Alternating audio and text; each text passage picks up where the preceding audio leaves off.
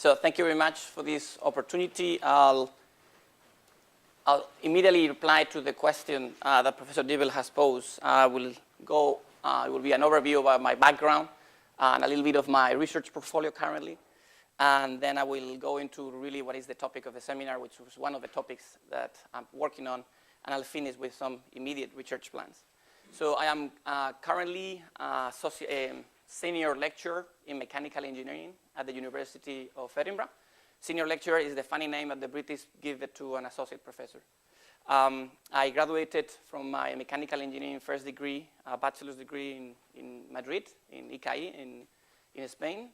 It was a 6 years long degree. Then I was very lucky that I came here to Berkeley, and I did my master's and my PhD with Carlos Fernández-Pello, graduating PhD in 2005. And then very quickly I went to Edinburgh as a postdoc. It was a very short-lived postdoc position, only 6 months, because I was actually very lucky to get an academic position, my very first academic position, right after I arrived. Currently, that was 6 years ago. Now I have grown my own research group. Currently, it's made of 4 PhDs, 1 postdoc, and a number of visiting researchers. It changes. It peaks during the summer, and it goes down during the winter. Scotland is a tough winter for visitors. I've already graduated 4 PhD students. The last one will be graduating actually on Friday, if I make it back to Europe on time.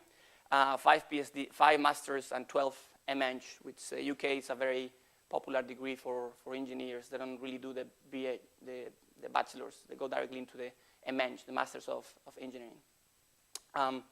In research-wise, my background is on combustion. I'm a mechanical engineer, but my expertise is in combustion and fire, and in particular within these 2 topics, reactive solids. So I look into combustion and fire where there is a solid, condensed phase also fuel. So it's not that my expertise is not really in the gas phase, but it's in the solids. I'm quite multidisciplinary. I think I will be able to convey some of that shortly.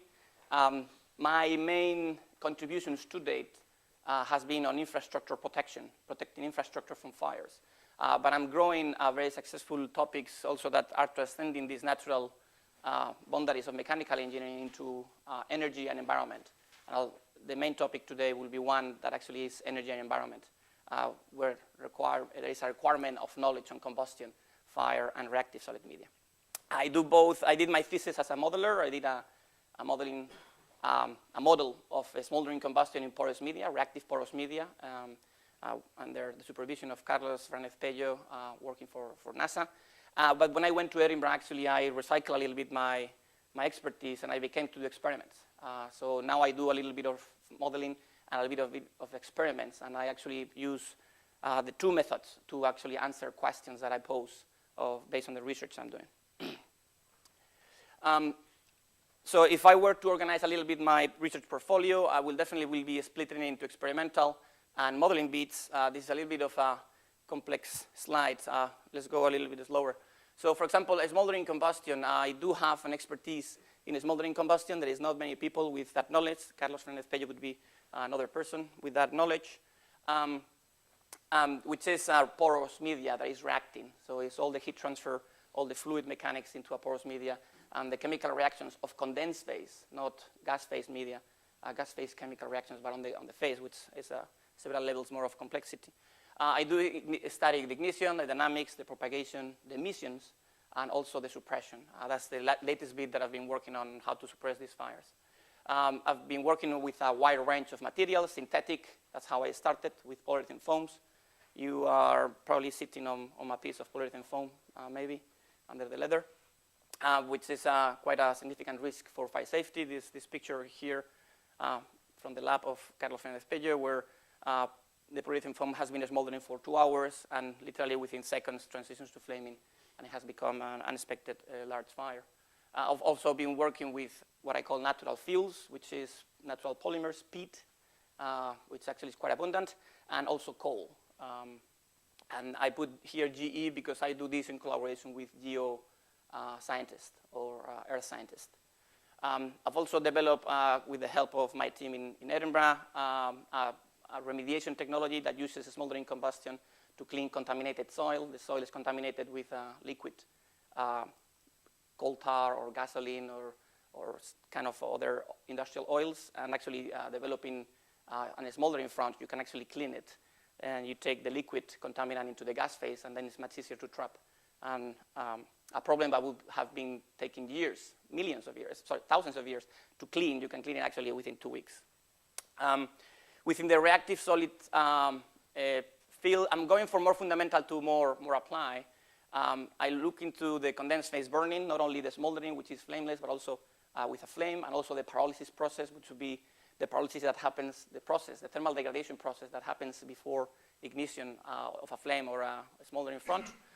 Using polymers, natural fuels, and even some interesting applications of NPK fertilizers, which happen to be reactive materials. On the right conditions, NPK fertilizers start to self-react, exothermic reaction that actually goes out of control.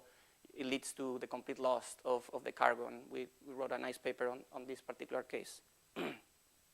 Infrastructure protection, that's the apply bit, what I'm working on. I've developed methodologies to protect tunnels, to understand the protection of tunnels, the smoke movement in tunnels, developing a multi-scale modeling technique.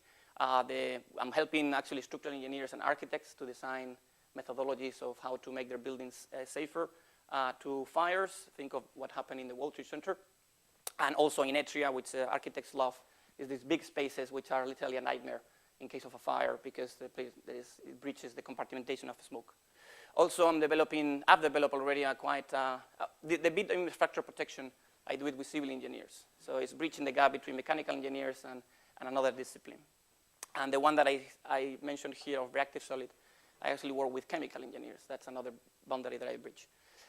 This is a very interesting topic. It's actually a topic of my very first PhD student. He graduated last year.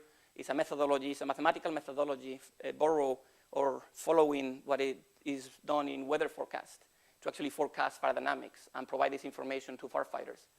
Instead of forecasting the weather tomorrow, what we actually attempt to do is we try to forecast fire dynamics within the next 5 minutes or 10 minutes. And this information would be a new layer of information to firefighters, which will lead to a paradigm shift.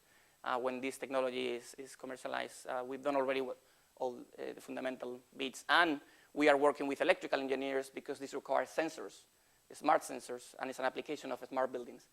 Buildings are being built with all these very rich sensor networks, and all this information is being used for energy management, for evacuation management, for comfort management, but also it has it has an application in case of fire to actually start to beam this information into a mathematical model that does a forecast and helps firefighters. And the last bit is wildfires. Wildfires in the most unusual sense. For example, I'm working with earth scientists looking into wildfires millions of years ago on Earth, which is quite an interesting piece of research, looking into what is the atmospheric concentration of oxygen effects on fires on Earth. The 21% oxygen concentration has not always been the case in the Earth history, and geoscientists are posing questions that need to be answered with a fundamental knowledge of fire dynamics, and also modeling of there is a fire and firefighters are approaching a wildfire and what is the flow conditions nearby. So with this, that was an overview of my research as we speak today. I'm still active in every single topic that I've shown you, but one that I really like, the one that I like the most, probably where I'm investing the most right now in my future career is this one. I call it accidental burning of fossil fuels. And I'll develop a little bit more in detail. So within the energy and climate change crisis, there is this international concern, and everybody is concerned one way or another. There is a problem with fossil fuel energy, which is where most of our energy as humans is coming from. This comes because of carbon emissions. This comes because of environmental protection and sustainability of what is our way of living, and also the planet. So until now, and for the long future, most of the attention has been paid to energy efficiency, lower energy consumption of resources, and clean energy. What I've discovered is that there is this elephant in the room that very few people have realized. There's people working on this topic, but no one is talking to each other, and no one is definitely posing it in the way that I'm trying to pose it, which actually is accidental burning of fossil fuels. Not fossil fuels that is done on purpose to produce energy or to produce an industrial benefit, but actually fossil fuels are burning and no one wants them to burn. In particular, when we studied this case, we actually found biogenic sources of fossil fuel, which most environmentalists would not be aware of, meaning that the Earth system by itself is actually able to burn fossil fuels, and the quantities that we're talking about are not small. I'll go ahead of myself. The oldest continuously burning fire on Earth is 6,000 years old, and it's a coal seam burning in Australia. And it has been shown that actually the ignition source was self-heating, means that no human was involved in this, and it has been burning for 6,000 years, so it has developed its own environment, its own wildlife, its own ecosystem, and the emissions are actually significant. Very few people have been able to quantify this. And this is not only one fire, this is only one case, probably the one that people know the best. I'll show you other cases that are available. If you wonder how an accidental burning of fossil fuel looks like, I'll show you this. It was shown in the Spanish media in 2009. There was a national park. It was peat. It was very dry. Spain is a dry place. These peatlands are supposed to be completely flooded. After 5 years of drought, it was not a drop of water left. And the peat, which is this soil that you see here, is organic. So this is a very highly organic soil. It started to burn. It started to, because of self-heating. No one was involved in this ignition source. And we're talking about millions of tons, 5 meters deep, over thousands of hectares, fuel layout that is already in conditions to burn. And there's not flaming fires that burn these kind of soils. It's actually smoldering. It's flameless combustion, which happens to be my expertise. It's very interesting because it's an in-depth fire. It doesn't happen on the surface. There are too many heat losses in the surface to these fires to survive, so they like to go in depth. And actually, peat has this very rich network of channels where nutrients are moved naturally with the water. When the peat is dry, this network actually becomes the source of oxygen to go deep into the subsurface, 5 meters, even 10 meters, and also to evacuate the smoke into unexpected locations. If you were to be a firefighter, as always has happened, you might have the tendency to try to extinguish this fire here. But this fire that you see here is one of the sites only that is burning. It's evacuating the smoke here, but it's probably actually burning 100 meters in that direction and 2 meters under. And all the water that you will be putting here will be literally a waste and a missed opportunity. You hear about this. You probably hear what happened in 2010, last summer in Russia. The city of Moscow choked in smoke. About 99% of this smoke was coming from smoldering peat. Was caused by initial flaming fires, but the flaming fires were short-lived because the army was deployed to extinguish them. They were significantly less efficient at extinguishing peat fires that burn actually for weeks. And because smoldering produces smoke that is not hot, it's relatively cold. It's not buoyant, so actually stays attached to the ground, and it moves horizontally and actually entered into the city of Moscow and choked it for about a week and a half. It was in the New York Times, of course, and also in .earth. I was very proud to be able to get University of Berkeley into the New York Times because I was actually interviewed regarding these fires. And I do make a forecast that I will be interviewed again this summer, probably by the same people, because I learned last week that, again, peat fires in Russia are happening as we speak. And the flaming fires have been extinguished. They're very successful at extinguishing flaming fires. We still don't know how to extinguish peat fires. And they're already, the government of Russia is already saying that they're in the hands of the rain. So if it rains, these fires might be extinguished. If it doesn't rain, these fires will not be extinguished, and maybe in August, Moscow will be choked again in smoke. Other case, this is very closer to home here in Berkeley. This is in North Carolina, 2008. This fire burned for 7 months. Peatlands in the coastal beat. This is a satellite picture of, this is the front that was burning there. That's about 100 kilometers to give you an idea. This plume is immense. It's an immense plume. But it is not bigger than the plumes that you will see in California when there are flaming fires here, or the ones that you see in Greece, in Portugal, or in Spain. It's the same size of a plume. But the fires in California last for 4 days. 5 days, and it's already a crisis. This was here for 7 months. So do the integral in time, and you will get that these fires emit about 100 times more emissions, or destroy 100 times more biomass, or 100 times more environmental resources per unit area than a flaming fire. So these are the biggest fires that the Earth system has seen in the past and continues seeing. So actually I call them mega fires, smoldering mega fires. They're not just small fires. That was peat, which is an organic material. It happens naturally. The one that is more interesting to engineers is actually coal. It has an energy value, it has an economic value, it has an important value for development, for progress. This is a town in Pennsylvania, in Centralia. It's sitting on top of a coal seam. The coal seam was mined for many years in the 1800s, but the mine was closed. The mine, unfortunately, got on fire. It did not go flaming fire, it got a smoldering fire. And slowly started to propagate. It started in 1962. By the 80s, the government of the United States, and with a significant budget of money, was absolutely unable to extinguish it. They recognized it, they make it official, and they said that actually no one is allowed to live legally in Centralia. So Centralia is evacuated. Now it's a ghost town. You can see it. You can go and see it. You can see that the effect of this fire is actually very similar to an earthquake, but instead of this happening within a couple of seconds, this happens within a decade.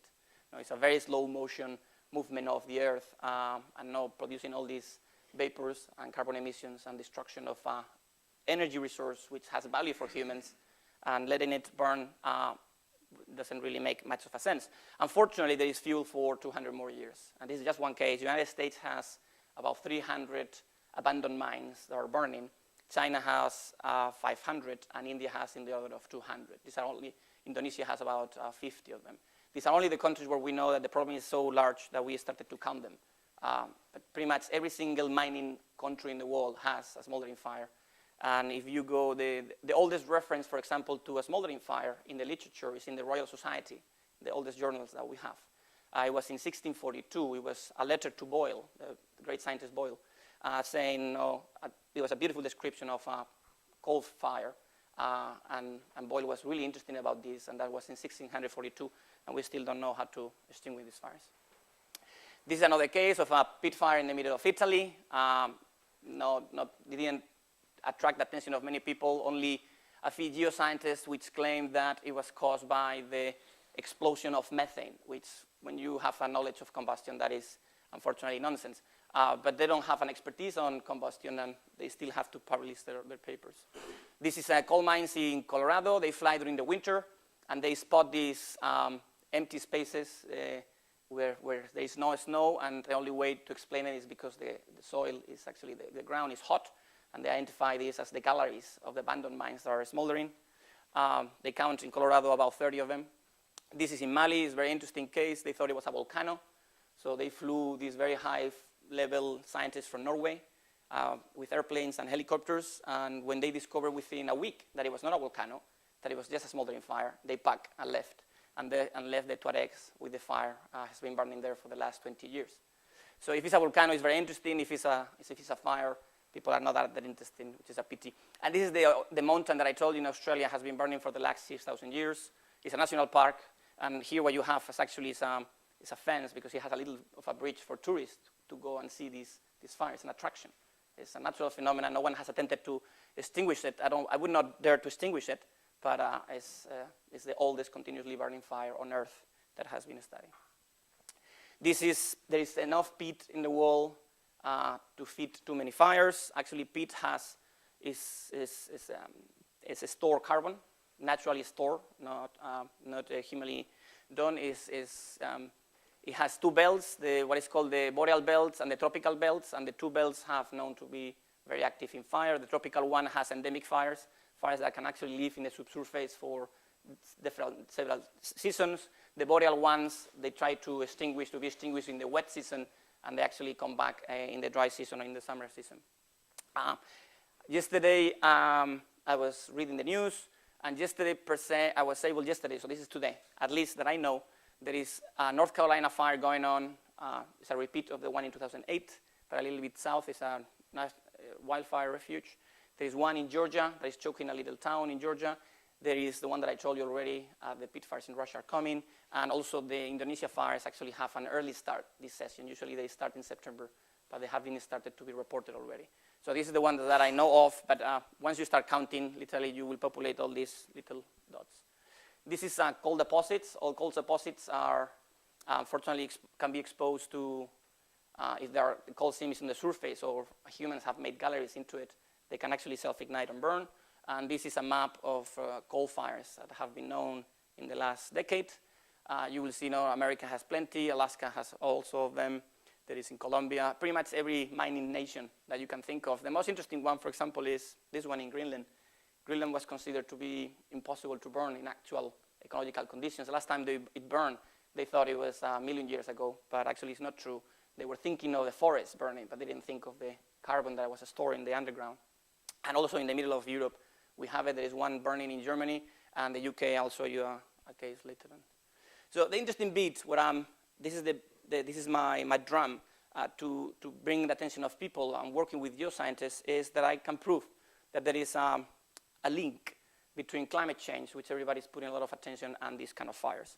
So everything that is in red is something that I work on as a researcher, either experimentally or modeling. Everything that is in blue is something that I rely on my colleagues, on the expertise of someone else. It's not my expertise. So there is an agreement in the scientific community that carbon emissions are leading to climate change. There is an agreement in the geoscience community that if the climate changes, some part of the soil will have a deficit of moisture. That is proven. And also that some soil temperatures will increase in some locations. And actually there is a positive feedback between these two, in the sense that if there is less moisture, then it gets hotter. If it's hotter, it actually loses more moisture. This actually is also leading to permafrost being thrown, which is a concern in the boreal regions. And this is something that I can prove to you, that if you have less moisture and you have higher temperatures, you are immediately increasing the probability. And this is something that we measure in the lab quite nicely. And everybody knows that if you increase the probability of the fire, you have more flaming fires. That will swipe over the surface of the earth, of the forest. And then it will produce carbon emissions. And then one would be tempted to close the loop.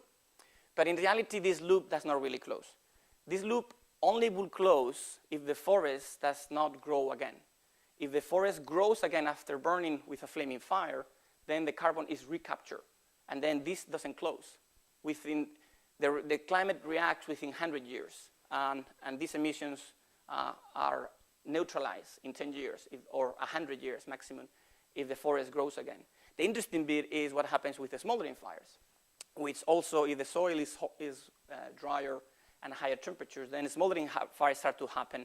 Smoldering fires lead to flaming fires. Flaming fires lead to smoldering fires. So there's this coupling between the two of them. Flaming fires give the surface. Smoldering fires give the depth. The volumetric, smoldering fires are volumetric fires. Flame fires are surface phenomena. And that actually leads to carbon emissions. And then you can actually close this loop, because peat or coal are fossil fuels. Some people say peat is not a fossil fuel, it's a pre-fossil fuel. I'll make some analysis about that. For example, if you have a flaming fire of a shrub, of a forest or grasslands, it will regrow if you allow the forest to regrow again within 10 to 100 years. So flaming fires is a renewable carbon neutral phenomena. The interesting bit is smoldering fires that burn peat and coal. Peat is a very young coal. So peat is about 1,000 years, 10,000 years old carbon that has been stored in the surface. Coal is millions of years old. So to grow again these materials that have been burned takes a much larger time scale, much larger than the one that the planet needs to react. So actually I can claim that smoldering fires burn pre-fossil fuels and fossil fuels. This is the link that the two of them. This is the forest. Everybody puts attention on the forest when they talk about natural fires. No, but actually then within 1,000 years, it becomes peat, very flammable, lignite, very flammable, smoldering fashion, and coal, we're talking about 300 million years. Is also very flammable. So I'm in the business of looking into what happens to these fires. Very few people, for example, these two communities, the one that looks into peat and the one that works in coal, there is only one person talking to the two communities, and that is me. Me and my students now, which is very unique because they are literally looking into the absolutely same fundamentals. But when they apply it, they get lost. There is a market for, yes, in Finland, in Nordic countries, in Ireland. It's very controversial, but people use it as an energy resource. Yeah, and it actually has more value as an environmental resource. You buy peat for your plants. It's a very nice natural nutrient for your plants. So it has more value if you use it you sell it in B&Q than if you burn it, but people burn it. Historically, has been used a lot to burn peat. No, if it's consumed, it's local. And environmentalists will bite you if you say something about using peat to yeah, exactly. But I'm an engineer, so I agree with you. So we're talking about, no, I came up with this name, accidental burning of fossil fuels to attract the attention of the people. We're talking about the longest continuously burning fires on Earth. We are talking about, for example, when we are able to count how much coal is burning in this accidental fashion. We actually come out that is about 5 times the consumption of coal from Germany. So, and this is with the very weak, very poor databases that we have. The more attention that we bring into this topic, these estimates will get better. And interesting bit is there was this beautiful paper in Nature published about the Indonesian fires of 1999. And they were actually able to quantify this in a very nice way, between 10 to 40% of the man-made carbon emissions. So this one single fire that someone studied in detail led to an emissions with an uncertainty between 10 to 40% of the carbon emissions that we produce. This was just one fire. So these fires happen every single season in Indonesia, but not every single season is a study, and this is only Indonesia. No, they're not talking about North Carolina, they're not talking about Georgia, they're not talking about Russia, they're not talking about Alaska, they're not talking about Africa. So that last figure that you put up, that's one specific man-made coal plant? No, this one is all of them that are known to happen. For example, China has quite a bit, the United States has the best database on that. You start to sum them up based on area, and you come out with 160 megatons. And that's essentially human produced?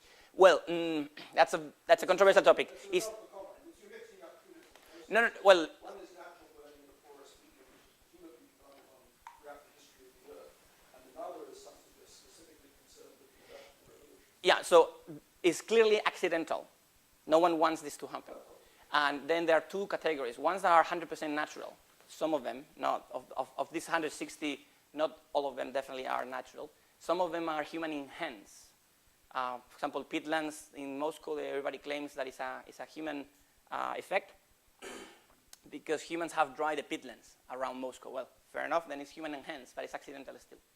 But yeah, it's mixing all the different types of fires. There are obviously people in the coal industry who would like to argue that a lot of carbon emission has been going on for a large amount of time, and all that human beings are doing is adding a small motivation to that. And I think it's important that we talk about this to clarify. Yeah, I still think we humans produce more carbon emissions than these natural fires. But what I can claim is that these fires, the more that we look into them, I have to emphasize how little people is looking into this. The more we look into them, they become significant. I don't think that. So we still produce more as humans. There are 2 processes. One is a background process, and the other is a feedback process. That's an externality. Well, yeah, but the feedback process. Do you mean the feedback of the climate when the climate? Yeah, but that one will take hundreds of years. So that one I cannot claim that it's happening right now. But I can claim that it's a theoretical background and framework that will explain that this might actually happen. So interesting bit is that if you go to the IPCC information on climate change effects, there is only one line here about natural processes, and there is no line in the human activities about enhanced smoldering fires. So there is pretty much, it is not in the agenda of the world leaders or the world topics. But if I'm successful within the next 10 years, I'll be very happy to have a new line here and a new line here where we are actually adding accidental burning of fossil fuels. So I'll quickly finish here, and then I'll show some of my research in particular that is helping into this. We're talking about accidental fossil fuels and biogenic sources. We're talking about the destruction of resources that have energy and environmental value and is not benefit anyone. We are talking about a significant source in terms of emissions, and we are talking about a theoretical feedback mechanism that actually can be proven to be of a concern if we were looking into feedback mechanisms with the climate. Current efforts, every academic says, oh, my topic is absolutely essential and is very little research and it must get more funding. So I'm not going to be different. As a good academic, I'm going to claim the same. But I think I can prove that the amount of effort currently put into these fires is not proportional to the threat. That one I can prove. That the very few people that is looking into this and the massive questions that are being posed upon us. And this is actually a great opportunity. There is this new term, I'll be talking about that at the end, is geoengineering, which is being an engineer within the Earth system. Engineers, we like systems, right? we could be electronic systems, it could be mechanical systems, civil engineering systems. Well, there is such a thing as the Earth system, which is more complicated to understand. Engineers that are working within this system are called geoengineers. And actually, I'm calling myself a geoengineer too, because I'm trying to solve a problem at a scale that is affecting the Earth. A little bit more about this at the end. So thanks to my expertise in smoldering combustion, which is flameless combustion, its characteristic much lower temperatures than flame combustion. It happens on the surface of the solid. It's an attack of the oxygen into the surface, and the energy is released at the surface, and it consumes a solid. It doesn't happen in the gas phase as a flame. So a flame would be 1,200, 1,500, maybe up to 2,000 Celsius. Smoldering, it's much lower temperatures. We're talking about 500 to 700. It is peat. Coal is much more, it's higher temperature, 800 to 1,000, because it has a higher density of carbon, and also because it has more thermal inertia than peat, it's less porous. This comes because the combustion process is actually quite quick, it's quite poor in the energy release. Per unit of mass that you burn of your solid, we're talking about a third of the energy is released only compared to flaming. It can actually be even less than 1/3, so it's an inefficient combustion process in terms of energy. And what actually that means that the emissions from this kind of combustion reaction is significantly different than flaming. It has a very long tail of traces, and it has a significant amount of CO. It's not that it has small parts of CO. Actually, sometimes it has almost more CO than it has CO2. And also, these fires propagate at very slow velocities. That's why most people fail to consider smoldering fires as a threat, just because they move centimeters per hour. A fire will go across this room in a week. So you will have to come several times a week to realize that this is propagating. If you just stay here 1 hour, you will think that that's not a fire, that's nothing. And when you come back a month later, you have 6,000 hectares burning in North Carolina. This is a very nice picture. Very few people have been able to observe subsurface fire because they happen on the subsurface. This is a coal wall that has been burning for about a decade. And the day that the photographer was there was collapsing, very slow motion collapse. As it was collapsing, this coal that was smoldering, you start to see the glowing, which is quite nice. Usually you don't see the glowing, because glowing means that the reaction is actually next to the surface. Smoldering combustion is known to be very sensitive to heat losses, so convective heat losses actually quench the surface, quench the reaction, and then smoldering likes to burn a little bit deeper, just centimeters or meters away from the surface, when it still gets oxygen but is insulated from heat losses. That means you don't see them. You smell them, you feel the heat, you see the collapse and all these things, but usually you don't see them glow. When you see them glow, that's an unusual, very strong reaction. It's very similar to what we see in our barbecues. It's just that this is an immense barbecue in this particular case. This is some of the experiments that we do in the lab. I burn on a daily basis several kilos of every carbon-rich material that you can think of. This one in particular was peat. It's in a small reactor that we have instrumented. The video has been accelerated 1,200 times. So this experiment took 3 hours and a half. I'm showing it to you in a few seconds. Don't look into the numbers here. Infrared for us is only qualitative, not quantitative. But it shows you the thickness of the front.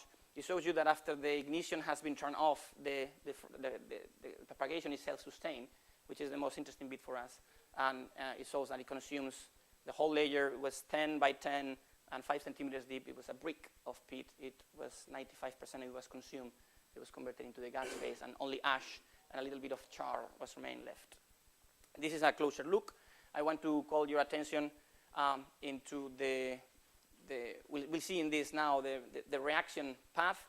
The peat that is away from the ignition, this is where the ignition happened, and then it's turned off, and then it propagates in this direction. The peat that is away from the ignition source is not realizing that anything is happening. As you get closer to the front, or the front gets closer to you, you start seeing what is called the preheating front. It's a thermal front by conduction mainly that is propagating ahead of the front. A little bit behind this front, you see the drying. The temperature has gone above 60, well, it has gone above ambient and up to 80 degrees or a little bit above, below 100, and it starts to dry the water. Usually peat has a lot of water. Right after the water, the drying front, you have the pyrolysis. The temperature of the peat is high enough that its bonds start to break down, and it starts to produce pyrolysis gases and volatiles, and there is a physical and a chemical change at the same time happening. And then right after the pyrolysis, you have the oxidation front. So the pyrolysis has converted the peat into char. The char oxidizes. Char is carbon-rich. Oxidizes is exothermic. and this heat is the one that is released and drives the whole process again. I'll show a little bit of my research on these two particular types. So no one has really seen a smoldering fire, so I permit myself to do an artistic illustration of how one could look. They typically start with a flaming fire. The flaming fire is extinguished, and then the peat fire goes in depth, moving at different velocities, usually quite slow. These fires can actually come back once they become endemic. There are many endemic cases of smoldering fires being reported in the literature. They can actually come back unexpectedly without a surface phenomena a season after or several seasons after. Interesting bit is, well, clearly the composition of the fuel is very important. The organic matter that it has is a driving mechanism. The amount of water that it has, water will consume, well, water will absorb heat for latent vaporization, and inert, the presence of inert will actually absorb heat by thermal inertia and will not release it as a reaction. So these are two elements that are very important, your inert matter and your water matter. The two mechanisms that are known to be very important in smoldering combustion is oxygen availability. So when a fire happens on the surface, what I call shallow fires, they have plenty of access to what is oxygen from the atmosphere. And that creates, that promotes smoldering. The other one is heat losses. Smoldering, because it happens at low temperature and is weak combustion process or a poor combustion process, is very sensitive to heat losses, more than flaming combustion is. That means, for example, that a shallow fire actually is promoted by the availability of oxygen, but it's actually hindered by the stronger convection currents that are happening next to the surface. Deep fires are actually at the, oh, sorry. Can you use seismology for that? Do that ripple deposits using seismology? Yes, yeah, and I'll finish with, we are doing this with people working on civil engineering and earth scientists. They have done with infrared a lot of things on the surface. They have tried everything on the surface. Very few people is going in depth, and it requires knowledge of the techniques that are available to do things. But first, the question has to be posed. And then deep fires are a different beast, because then the two mechanisms are turned around. Deep fires actually has a poorer availability of oxygen. Oxygen can still go in depth because of these channels that I mentioned before in the peat, the cracks in the coal seam that happen naturally, or actually abandoned mines are beautiful galleries that are taking the oxygen from the surface deep into the coal seam. So the oxygen is, availability is, the supply is lower, but heat losses are higher. Once they develop these, it's a high thermal inertia environment, so they develop these insulating furnace conditions, so heat losses are different. The ignition, the propagation, the emissions, and the suppression of these two fires are completely different. It's the same phenomena, different mechanisms playing, different behavior observed. Requires an understanding of the two of them to efficiently look into this. So, do you want to suppress them? I mean, for example, in the ecosystem, it seems yeah. that they would be an important part of the entire system as a whole. I mean, if you don't have controlled burning, and people artificially suppress forest fires, for example, then they basically, delay a disaster that comes when there's a huge amount of combustible material. Is your objective to suppress these smoldering fires, or just simply to describe them? No, I want to suppress them. As an engineer, I want to develop technologies to suppress them. I realize that the amount of people that have failed to do this, every day as we speak right now, there are about 500 firefighters, US firefighters, fighting these fires in North Carolina and Georgia. So this is something that people really want to extinguish. It's destroying an environmental resource. But I mean, suppose we suppress all the peat or subsurface fires. We have a huge then amount of combustible material in the subsurface, and a fire occurs. Wouldn't that fire be, much larger and much more dangerous? Okay, yeah, interesting. So that's an analogy with what happens with flaming fires. But flaming fires, if you suppress a fire, then there's a buildup of fuel. But that buildup happens every 10 years. So it's a very fast buildup. Peat and coal build up very, very, very slowly. So it's a time scale and the human intervention time scale that matters. But it's not that I want to suppress these fires and I'm crazy. It's that everybody's attempting to suppress these fires. The US government has spent an incredible amount of money into this.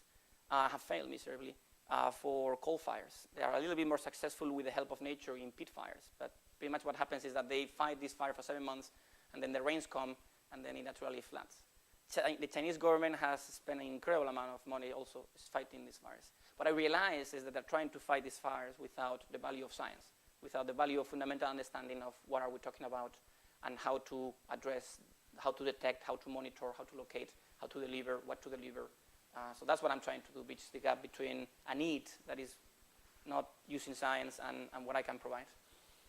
So very quickly, I'll show you, now this is a porous media where flow would happen. We can have an airflow, either forced or naturally happening. Because it's a porous media, we will be solving Darcy's flow equation to calculate the momentum. We will solve the continuum. We will have two phases, the gas phase and the solid phase. We will be solving those. This will be the continuity equation for the gas phase. We will need a state law. We know that universal gas laws work quite well. And then we will have an ignition source. So now we have to solve an additional equation. This is one-dimensional form. We will need to solve for the energy equation, the enthalpy of the two phases coupled with each other in thermal equilibrium or not. Usually there are two types of thoughts, schools of thoughts about assuming that they are in thermal equilibrium or not. And then after the ignition, what you have is a self-sustained propagation, and then we have this split that I told you about, the porous media that is intact, and then you have a pyrolysis front, and then you have an oxidation front, and what is left is the residue, the ash, and maybe a little bit of char. In order to capture this, you need to solve an additional equation. You need to solve for a species equation. The species equation is not in the gas phase, in the solid phase, which is unfortunately a poorer or a less developed field of expertise. Still there is a need. This is part of my thesis work where I was looking into, I decoupled the chemistry from the porous media problem, and I was looking into the literature for experiments where there was very small pieces of organic material. In this case, it's a polyurethane foam. So it's very small, so it's homogeneous concentration of oxygen, concentration of gases, and homogeneous temperature. And they were put in a scale, it's what is called thermogravmetry. And then they were ramped into temperature, and you could see the gasification process. So this, for example, would be the gasification or mass loss process as a function of the temperature and different ramping temperatures, this is the full phenomena of chemistry of the solid phase. The dots are what it was measured when it was nitrogen atmosphere. This is pure pyrolysis. And air atmosphere, this is a combination and coupling of pyrolysis and oxidation at the same time. And what you see in straight lines is actually the modeling bit that was part of my thesis, which was calibrated at the highest heating rate of 20. You can see the agreement is quite good. And then there were blind simulations at the other two heating rates. I was extremely happy to see that I was capturing not only the fundamentals of the chemistry process, but I was able to actually quantify the reaction rates. With this information, I went into a porous media model that I developed. And what I did is I developed what I call a model of smoldering with improved chemical kinetics. This allowed me to, if you look into a porous media that is burning and you ignite on this side, you ignite opposite to where the oxygen is coming. It's what we call opposed flow. If you ignite on the same side where the flow is coming, the air is coming, you have what we call forward flow. If you look into the modeling bit that was part of my thesis in opposed flow, it's very interesting. This is the heat that is released. So it's positive, it's oxidation. If it's negative, it's pyrolysis. So you see there are two species. This is foam, this is the beta foam, and this is the char. They are oxidizing, and here what you have is that they are pyrolyzing. The interesting bit is that the two reactions, the pyrolysis and the oxidations, are happening at the same time, more or less, within the space of the sample. This will be the temperature rise. Now the air is coming from this direction. So it's being consumed, the air is being consumed, and the temperature of the solid starts to increase when the energy is released by the oxidations and the heat is being consumed. Interesting bit is that's opposed. But when you look into forward, the two reactions completely decouple from each other, and I start to behave as two different reaction themes. So everybody until my thesis was describing opposed smoldering as a one-step reaction, and they were not sure why. Experimentally, they saw this as a one-step that is propagating, and they were saying forward is a two-step reaction. This modeling bit showed that the fundamentals of the process in the chemistry allows you to explain that what is happening is that the pyrolysis in the forward move ahead of the front, and the oxidation move backwards. That's actually the interpretation that I gave to you when I saw some of our experiments. It's an interpretation that was not there 5 years ago. And now that allows you to explain the increase of temperature and the consumption of oxygen, both in oppose and forward. And this was validated with experiments conducted by NASA in microgravity. I'm just finishing now. What we have also is the ability to do the experiment that I told you about when I also add experimental expertise to my work, is if we look into different particles, a bed of cold particles, and we attempt forced ignition on them, and we look into what is the role of the particle diameter, what we see is the particle diameter, and this is how long it takes to reach ignition.